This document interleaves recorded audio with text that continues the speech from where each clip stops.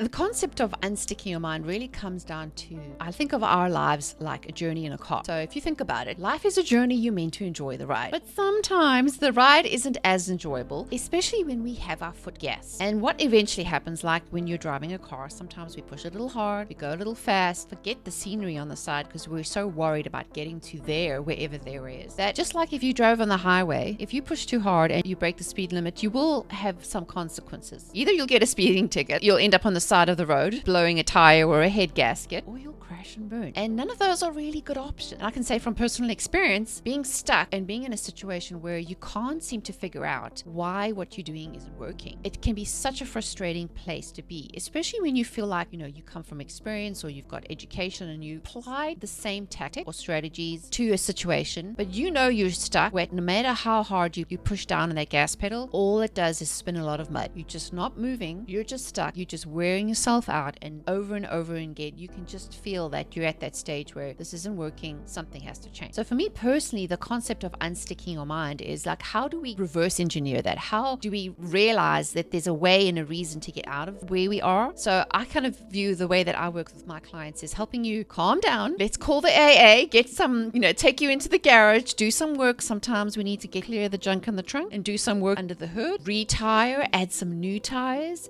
get you souped up again so we can get you back on the road. Instead of being a little a jalopy that falls apart and you duct taping the wheels together, this time by getting yourself unstuck, applying the principles, especially using neuroscience and reworking things. When you get back on the road, you're far more efficient, you're more fuel efficient, you get there faster, and it's a much enjoyable ride. So that really encompasses and why I'm passionate about this, is because I personally went through this myself. And I got to that stage where, as a high-performing go-getter, I couldn't fix it. I had tried the things, bought the courses and the hacks and the strategies and the tools. And I thought, well, if so-and-so does it, if it works for them, surely it should work for me. But I'd realized there was this huge elephant in the room that I had not dealt with. And eventually, if you try to stuff things away, the closet's going to burst. And I would not advise people allowing themselves to get to that stage, but there is a way to get unstuck. And if you have those feelings and you think, well, how do I get out of there, where you feel like no matter where you turn, it's frustration, let me assure you that there is a way of reverse engineering and also redesigning where you want to go. And that's what gets me so excited about the brain, because it's amazing how God made us, that our brain regenerates. And also on the concepts of neuroplasticity, science is actually finally catching up what the Bible has said all along. We are to renew our minds daily. And it's like taking a shower, right? Renewing. Like if you don't take a shower for a few days, you're going to stink. So best we renew and,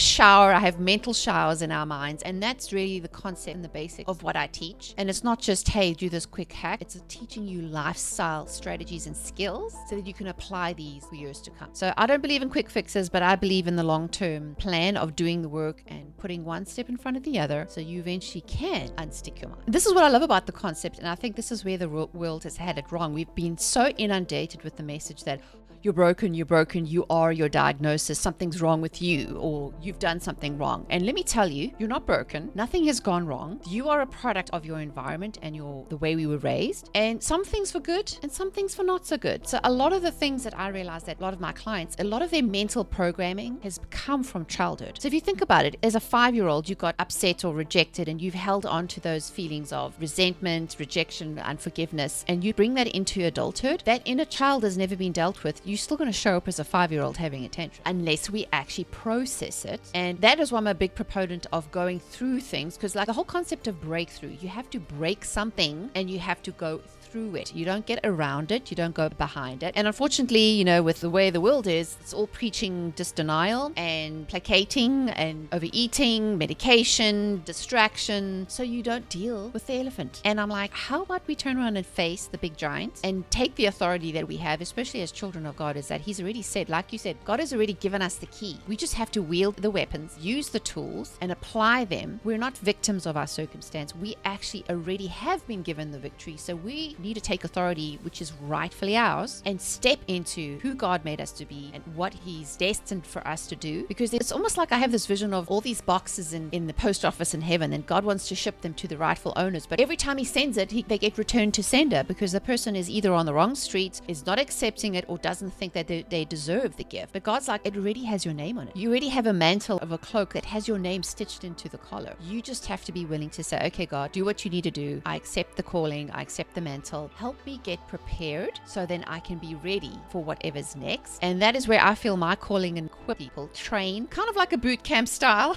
of how to get rid of the stuff that's holding you back so that you become quicker and swifter and more confident. Because believe me, when you step into who God made you to be, you become dangerous. And I love that concept, right? Of being able to take authority in the areas that we are destined to take because it's already yours, just yours for the taking. So I have some great resources for you. If you go to mamikacooney.com/supercharge, I have the 8 tips to supercharge your mindset. And also on my website, I have a podcast you can subscribe to. I regularly put out information in podcast episodes. And I have a tab that actually has articles and resources. So if you want to learn a little bit more about how rewiring the brain, how to unstick your mind, all this good stuff, definitely connect with me online, and I'd love to hear from you. Enjoying the content? Make sure to subscribe to our channel. Hit the little bell button and you'll be the first to hear when a new episode lands.